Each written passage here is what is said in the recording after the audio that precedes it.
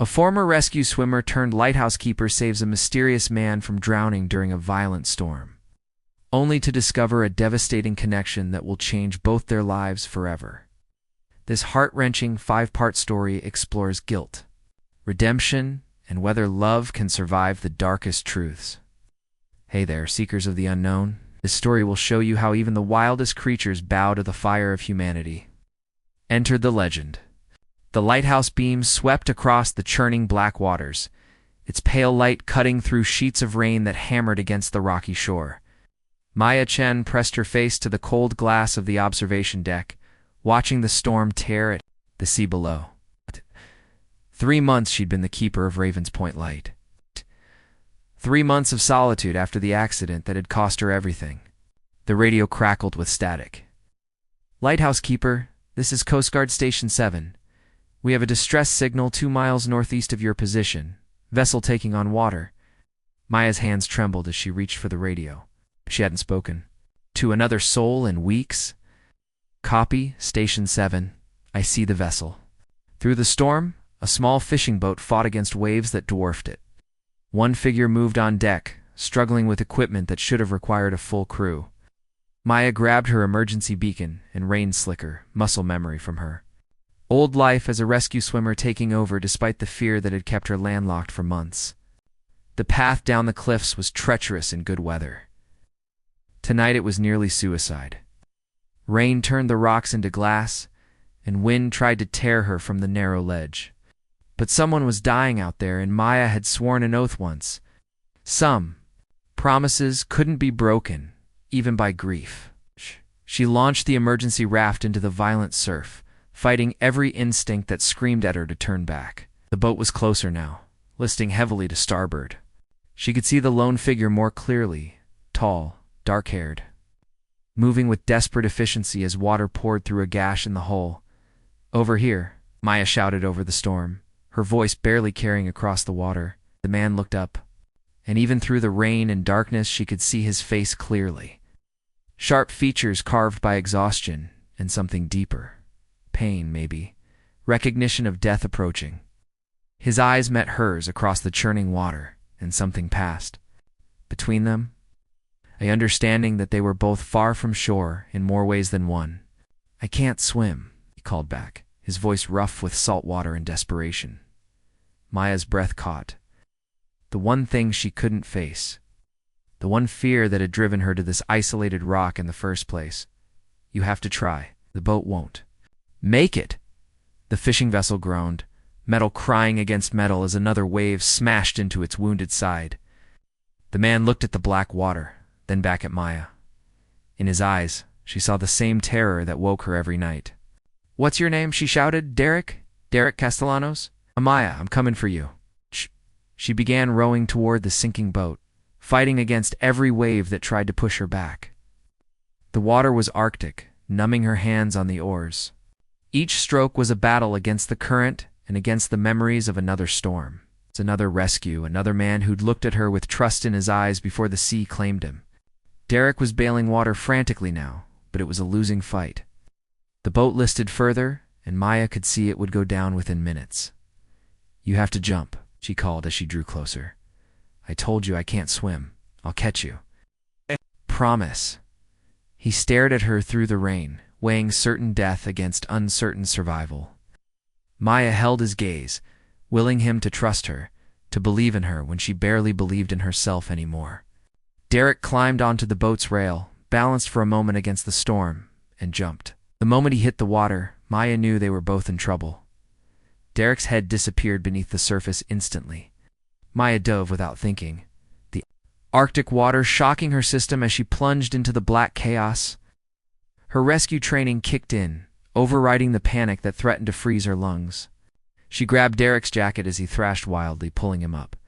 "Stop fighting me," she gasped, struggling to keep both their heads above water. "You'll kill us both." He was heavier than she'd expected, all lean muscle and desperate strength. His eyes were wide with terror as he clung to her, nearly dragging them both under. Maya managed to get him to the raft, hauling him over the side where he collapsed, coughing up seawater. The journey back to shore was a nightmare of waves and wind. Maya's arms burned from rowing against the storm, while Derek sat hunched in the bottom of the raft, shivering uncontrollably. When they finally reached the rocky beach below the lighthouse, both were hypothermic and exhausted. "Can you climb?" Maya asked, looking up at the steep path. Derek tried to stand and nearly fell. "I don't think so." Maya studied his face in the lighthouse beam, even half drowned and shaking. Something was compelling about him. Intelligent eyes, a mouth that looked like it rarely smiled, hands that were calloused for more than fishing. "Lean on me," she said. The climb took an hour. Derek's weight against her side was both burden and comfort. When had she last touched another human being? When had anyone trusted her enough to let her carry them to safety? Inside the lighthouse keeper's quarters, Maya built up the fire, while Derek stripped out of his wet clothes without modesty.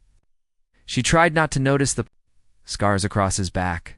The tension in his shoulders that spoke of violence survived. "Here," she handed him a blanket and hot coffee. "You'll live, thanks to you." His voice was quieter now, steadier. "That was incredible what you did out there. Are you Coast Guard?" Maya's hands tightened around her own coffee mug. "What happened? I failed someone. He died because I wasn't good enough." Derek was quiet for a long moment, staring into the fire. "I know something about failure. Is that why you were out there alone? In a boat that size, in this weather?" His jaw tightened. "I had my reasons.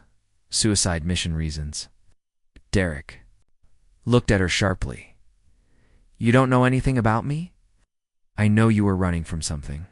I know you'd rather die than face whatever it is. I know because I've been exactly where you are."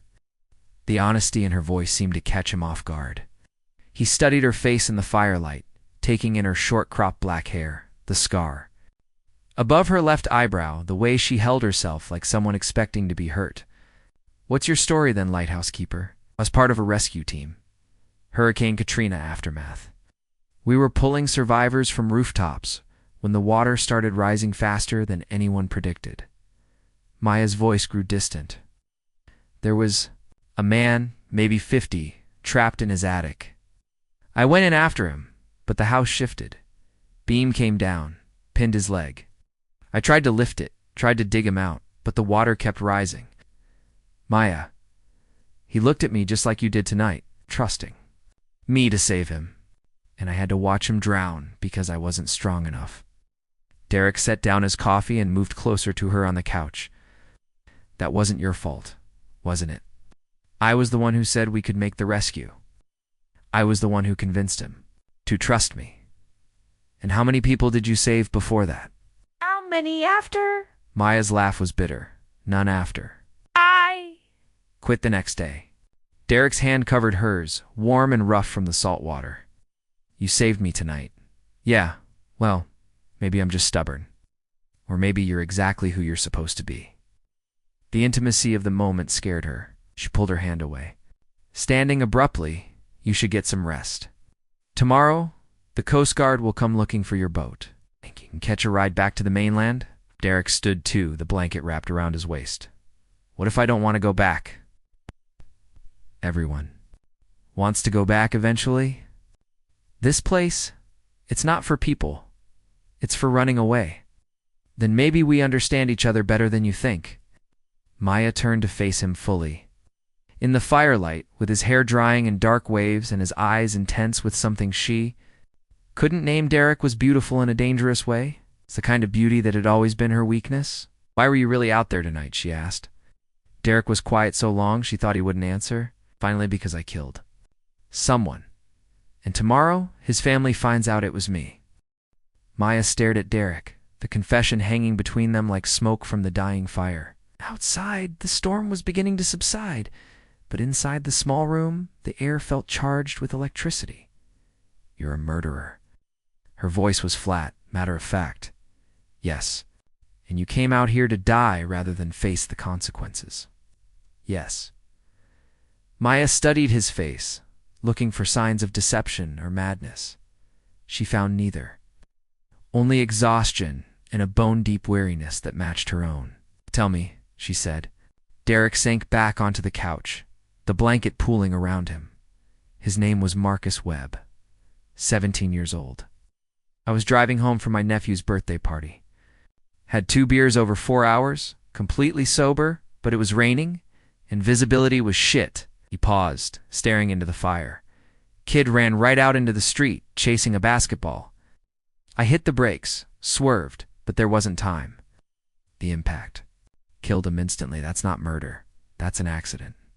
Is it? Derek's voice turned harsh. I was texting my ex-wife about picking up my daughter the next day. Took my eyes off the road for maybe 3 seconds. 3 seconds, and a kid is dead. Oh, Maya. Felt something twist in her chest. Recognition of guilt so familiar, it felt like coming home. What did the police say? Vehicular manslaughter? 18 months out and 12 with good behavior? Not the worst part? What's the worst part? Derek met her eyes. The worst part is that when I saw him lying there in the street, my first thought wasn't about him or his family. It was about how this would affect my custody arrangement. How? My ex would use this to keep me from seeing my daughter. Oh, Maya. It was quiet for a long moment. How old is your daughter?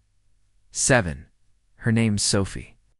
She has these huge brown eyes, and she laughs at everything, even my terrible jokes. His voice cracked slightly. She was supposed to spend this weekend with me. Instead, you decided to kill yourself. I couldn't face her knowing what kind of man I really am. Selfish. Careless. The kind of man who kills kids because he can't put his phone down for 10 minutes. Maya moved to the window, looking out at the calming sea. You know what I think? What? I think you're full of shit. Derek's head snapped up.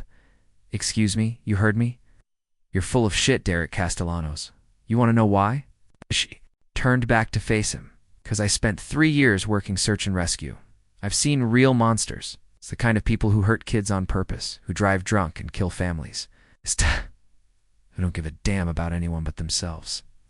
How is that different from what I did? Because real monsters don't spend their last night alive crying about it in a sinking boat. Maya crossed her arms. Real monsters don't risk drowning because they can't bear to see the disappointment. In their daughter's eyes, you don't understand. I understand perfectly. You made a mistake that cost a life, and now you think the only way to balance the scales is to throw away your own. Maya sat back down beside him, with that kid's parents.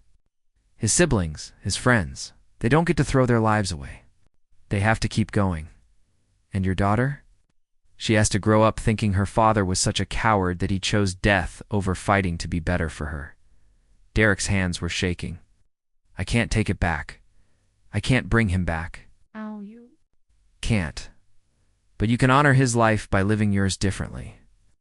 You can be the kind of man who deserves your daughter's love. What if I can't? What if I'm just broken? Maya reached out, tracing one of the scars on his shoulder. Then you find someone else who's broken, and you fix each other. The air between them shifted, becoming thick with possibility. Derek's eyes darkened as he looked at her, taking in the way the firelight played across her skin, the vulnerability she'd shown him. Yeah, I haven't felt anything but guilt and rage for 6 months. But sitting here with you, I feel something else. What? Hope. And something more dangerous.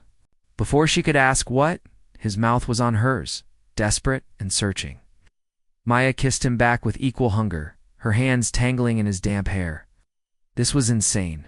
Kissing a man who'd confessed to killing someone, a man she'd known for hours. But when he pulled her closer, she could taste salt and grief and need on his lips. It felt like coming alive after months of sleepwalking. The kiss broke when Derek's phone, somehow still functional after its dunking, began to ring from his discarded jacket pocket. The caller ID glowed in the dim room. Sophie. Derek stared at the phone, then at Maya. She doesn't know yet. Oh. The charges about any of it. Answer it, Maya said softly. Derek picked up the phone with shaking hands. Hey, baby girl. His daughter's voice was tiny through the speaker, but Maya could make out the words. Daddy, where are you? Mommy says. You're not coming to get me tomorrow. Shh. She's crying and won't tell me why. Derek closed his eyes, pain etched across his features. When he opened them and looked at Maya, she saw him make a choice. I'm coming home, Sophie. Daddy's coming home.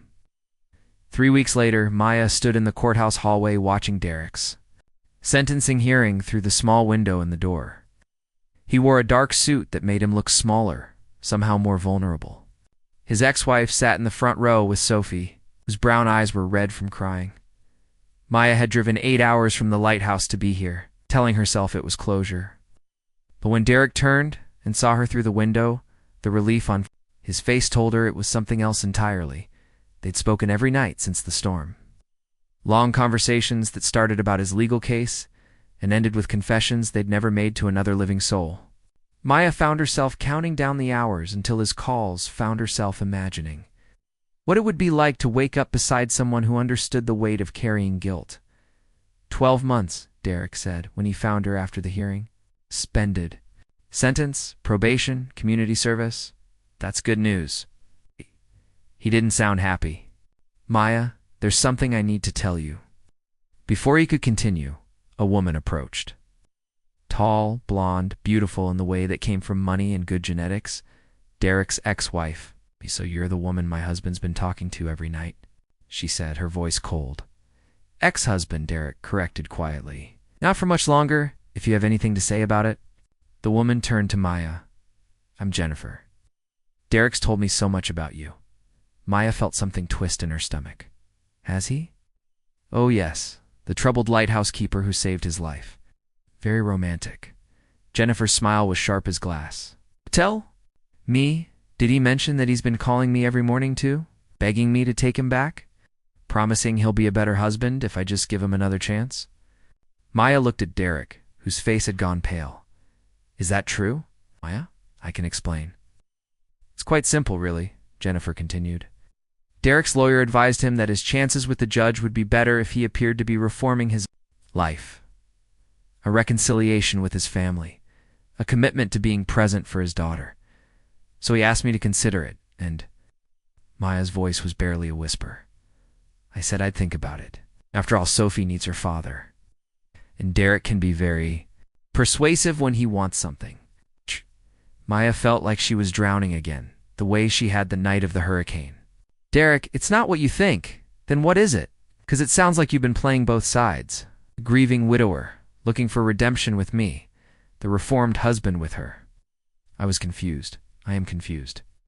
Everything happened so fast, and I thought if I could just put my family back together, make things the way they were before. Before you killed a child. The words hit him like a physical blow. Jennifer stepped closer to Maya, her voice dropping to a whisper. Want to know something interesting? Derek wasn't texting me about picking up Sophie the night of the accident. He was texting his girlfriend, some bartender from downtown. But admitting adultery in court would have made him look worse, so his lawyer suggested he change the story. I stared at Derek, waiting for him to deny it. He didn't. How many lies have you told me? She asked. Maya, please. What we have, it's real. These feelings, they're real. What we have 3 weeks of phone calls and 1 night of crisis. Bonding. That's not love, Derek. That's trauma. You don't mean that, don't I? Maya stepped back, creating distance between them. I risked my life to save you, opened up to you about things I've never told anyone. I let myself believe that maybe we could fix each other. You can't fix someone who doesn't want to be fixed, you just want to be forgiven. Derek reached for her, but she stepped away. Maya. Wait, let me explain. There's nothing to explain. You used me to feel better about yourself, and when that wasn't enough, you went crawling back to your wife. I get it. I really do. I'm just a crazy lighthouse keeper who pulled you out of the water. She's the mother of your child. That's not how it is, isn't it? Just tell me, Derek. If Jennifer takes you back, if you can have your old life again, would you still call me every night? Would you still drive 8 hours to see me? Derek's silence was answer enough. Maya nodded, something cold settling in her chest. That's what I thought. She turned to leave, but Derek grabbed her arm. Don't go, please. I know I screwed this up, but I need you. You're the only person who understands what it's like to carry this kind of guilt. Maya looked down at his hand on her arm, then back up at his face. You want to know the difference between us, Derek? When I failed someone, I spent 3 years punishing myself for it. I isolated myself, cut myself off from everyone who might care about me because I thought that was what I deserved. and that's not what I'm doing. No, what you're doing is collecting people to absolve you. The lighthouse keeper who saved your life, the ex-wife who might forgive you, the daughter who loves you unconditionally. You're not punishing yourself, Derek. You're building an audience for your redemption. She pulled free of his grip. Marcus Webb, I knew, would be ashamed of what you've become. Derek froze. What did you say? I said Marcus Webb would be ashamed. How do you know Marcus's name? I never told you his last name. Maya felt the color drain from her face. The lie she'd been carrying for 3 weeks suddenly felt impossible to bear.